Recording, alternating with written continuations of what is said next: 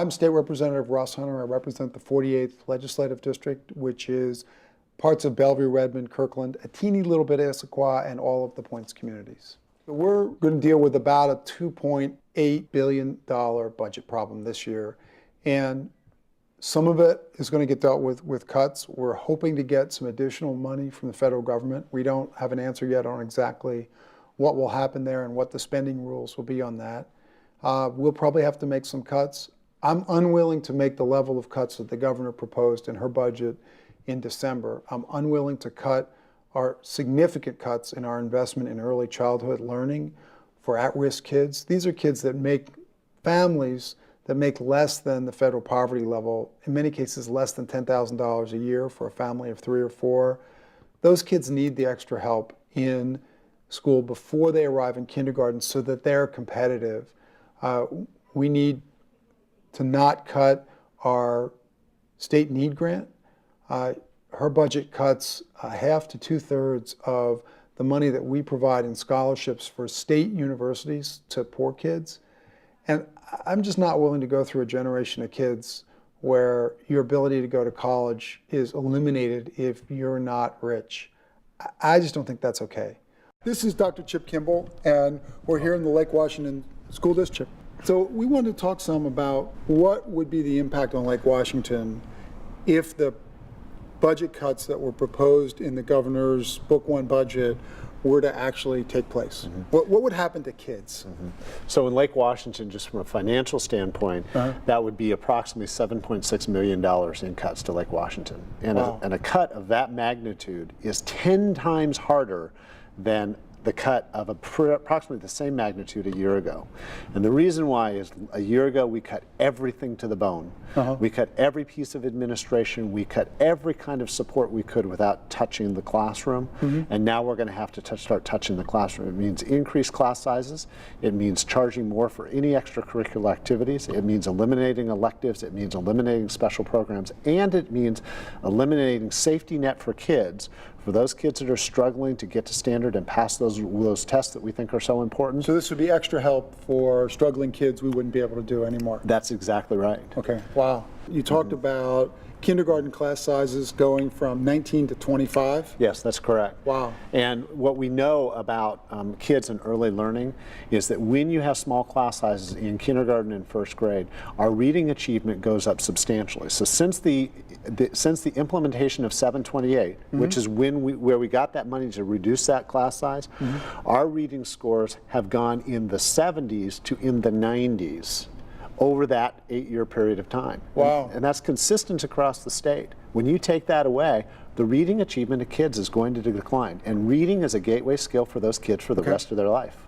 So again, we make cuts now because we have a big budget problem. Right. And we wind up paying extra remediation costs in 2, 3, 4 years when those kids are now in 4th grade and they got to be able to read to succeed in 4th grade, and we're stuck. That's right. And the way that we think about the problem is it's about making strategic investments at the right place at the right time that will save you money down the road. You did a lot of work with fees for extracurriculars. So I understand you have the highest participation fee for sports and other non-academic extracurricular things in the state. That's correct. And I think that's something that maybe can work here on the east side, but I know that can't work in Yakima. So I don't get to have that interview with the superintendent from Yakima, but I'm worried. Yes. Because I know they can't do it. So those cuts had to come out of the classroom there. Yeah, that's absolutely true. And it works here, but it doesn't work very well because we do have kids that are now not participating as a result of those fees. And in the Yakimas of the world, I have terrible concerns that they are taking it out of the classroom because they can't raise revenue that way. Because they can't do it any other way. When you eliminate options for kids, kids become disengaged and kids drop out of school. Right. And those kids who drop out of school, we have all kinds of statistics about what happens to them, and none of it is good. That's right. Right. That's so right. they don't get jobs. They are more likely to be engaged in the criminal justice system at $30,000 a year. And engaged in the criminal justice system means in jail. Right. At $30,000 a year instead of 7 or 8 that we spend on the public school system. That's absolutely right. So I'm a little frustrated this year. Yeah. One of the other things I wanted to talk about was a bill that we tried to pass last year about school levies. And it's about it's hard to describe what the bill does, but we allow school districts to collect school levies as a formula, the amount of money they're allowed to collect from their local voters. It's all voter-approved money. And the formula is based on the amount of money that you get from the state. And because of the drastic cuts we had last year and the cuts we're proposing this year, that formula allows you to collect much less money than your voters have actually already approved. So it's like the voters wrote a check and you can't collect it. Do we have any idea how much money that is? Actually, we do. It's $5.4 million for our district. It's So an that's enormous amount of money. almost as much money as the actual cuts themselves are, because the actual cuts were in the 7 to 8 range. Yes.